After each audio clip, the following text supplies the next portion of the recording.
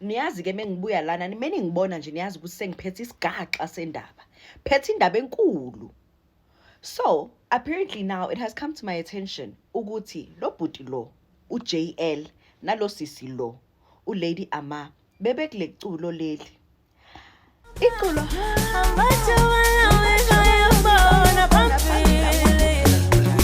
but they didn't even get a cent from that song.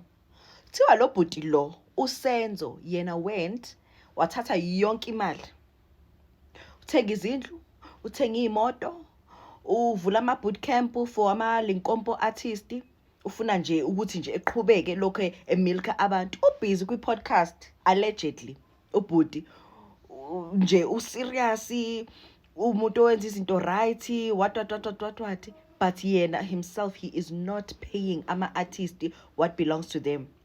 Ubhuti lo uJL uthi yena kahle kahle he's supposed to get 50% rights for the song, but akatholanga ngisho no 10 cent omnyama ku 10 cent. Asakhulume ngo50 u10 cent omnyama lo ngasasebenzi nokusebenza bobabili uLady Ama naye uJL abatholanga ngisho no 10 cent yo guys, I'll come back ngizontshela ukuthi kahle kahle sithini le story les.